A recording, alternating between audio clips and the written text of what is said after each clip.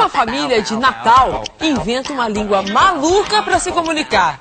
Um dialeto que não se parece com nada do que você já ouviu antes. Será que isso tem lógica? E o que esse idioma inventado tem a ver com a filosofia? Tudo. Quem explica é a professora Viviane Mosé.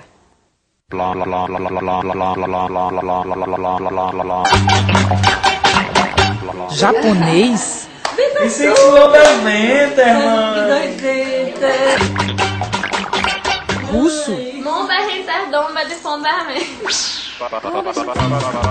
Estão falando de trás para frente?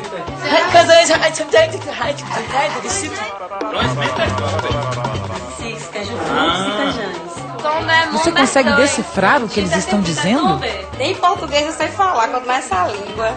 Conheça Chloe, Rosimeire, Beethoven, Célia, Daniela 66 anos. e Christian. A família Padilha e seu estranho código secreto.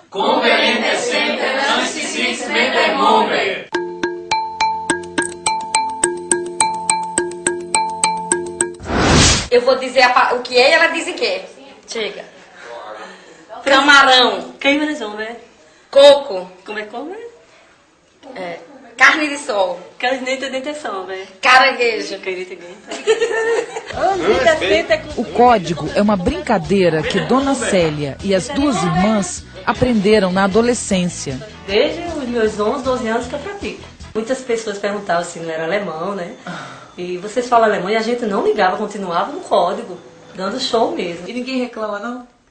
Não, tem gente que fica assim, tipo, estão falando mal. O Flupis Mães, Flães Mengordons. Esse código faz sentido? Para eles, sim. E você sabe por que a família Padilha se entende, mesmo nessa língua tão estranha? Porque a conversa deles segue as regras da lógica.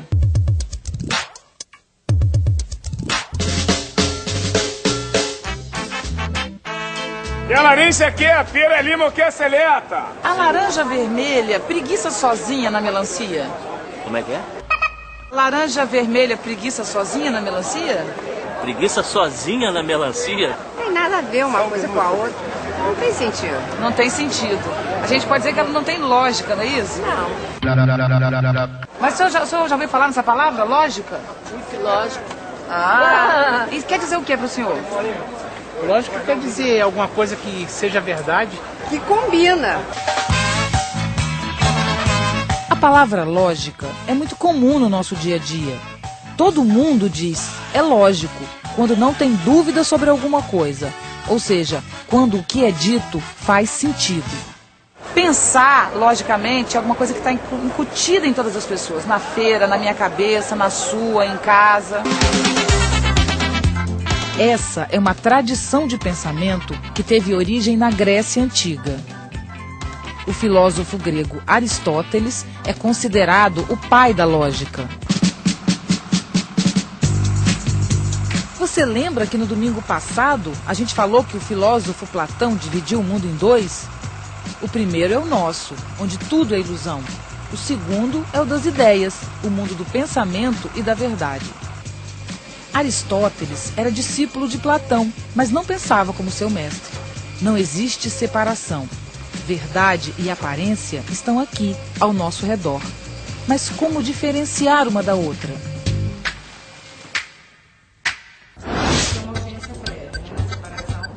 Na filosofia de Aristóteles, um dos caminhos para a verdade é a linguagem, desde que obedeça às leis da lógica. A lógica está na lei, a lógica está também na boa argumentação. Ele está sendo chamado aqui para pagar atenção. A gente vai precisar saber quais são as necessidades de vocês e quais as possibilidades dele. É isso que a gente vai procurar. A boa argumentação é fundamental para a gente chegar no justo. Mas não a argumentação só na oratória, do discurso vazio. A argumentação é fundamentada na prova que se tem no processo. Sempre que conversamos com alguém, usamos argumentos para expor e defender nossos pontos de vista. E o que é um argumento? Nada mais do que um discurso em que encadeamos afirmações, como os elos de uma corrente, de maneira a chegar a uma conclusão. Tá legal, eu aceito o argumento, mas não me altere o samba tanto assim. A base de todo discurso lógico é um raciocínio muito simples. Todo homem é mortal, tá certo? Certo. Flávio é um homem, certo? Então Flávio é? Mortal. Parabéns, o Flávio sabe lógica. A gente nem se dá conta, mas usa essa forma de raciocinar toda hora. Sempre obedecemos algumas regras. Uma das mais importantes é a não contradição. Essa manga aqui, ela é uma manga ou ela não é uma manga? Eu não posso dizer que esta manga é uma manga e ela não é. Então isso é chamado princípio de contradição ou de não contradição. Nós só podemos logicamente afirmar uma coisa e não o seu oposto. Afirmar uma coisa e o seu oposto quebra completamente o raciocínio, o princípio lógico, né, trazido por Aristóteles. Então, isto é uma manga. Para a lógica, não importa o que está sendo dito, mas como. Ela é a forma da linguagem, não o conteúdo. Para o filósofo alemão Nietzsche, a lógica é a escravidão da linguagem. Você sabe por quê? Porque ela predetermina os caminhos por onde a linguagem pode passar, mais ou menos como esses trilhos de bonde. Podemos pensar o bonde como nosso raciocínio e a lógica como os trilhos, que têm a função de nos levar a uma estação, a estação da verdade. Mas será que tudo só pode ser pensado por meio de argumentos lógicos? Eu posso dizer assim, eu tô e não tô aqui ao mesmo tempo? Não, aí não. Posso, porque por exemplo, eu posso estar aqui, minha perna está aqui, tô falando com você, e minha cabeça está lógica. Não tô também. Tô aqui, mas não tô. Então não é, ficar sem lógica não é tão absurdo assim, tá vendo? Você já imaginou lógica numa relação de casal? O que agora é amor, daqui a um segundo pode se transformar em ódio. E mesmo odiando, você não deixa de amar. Será que numa discussão você não pode ter e não ter razão ao mesmo tempo? Começa uma discussão por uma bobagem e acaba sem saber o porquê que discutiu tanto. Como manter um discurso lógico diante dos afetos, que são quase sempre contraditórios? Mas se a gente for usar muito a lógica, eu acho que atrapalha um pouco o lado amoroso. Chega esse clãs, não, fofocas. Sem a lógica, a linguagem seria como o código dessa família para todos nós. Incompreensível. Parece que dá uma alegria, porque vocês estão entrando no universo que a gente não está entrando, né?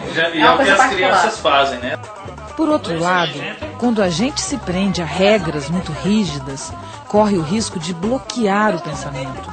Pensar é mais do que seguir o correto. Pensar é criar. Quem é que vai contar pra gente o segredo e desvendar o segredo desse código? Vai tirar nossa privacidadezinha, né? Nossa individualidade da família. Eu adoraria contar pra vocês o código, eu adoraria descobrir, entrar nas internas, mas eu acho injusto, não é justo. Não é justo, realmente, né? E a gente podia então sugerir que as pessoas inventassem um código, será? O caminho seria esse, né? Cada um seu código. Penso, logo existo. Você já deve ter ouvido essa frase, não é? Domingo que vem, vamos mostrar como ela foi importante para a história da filosofia.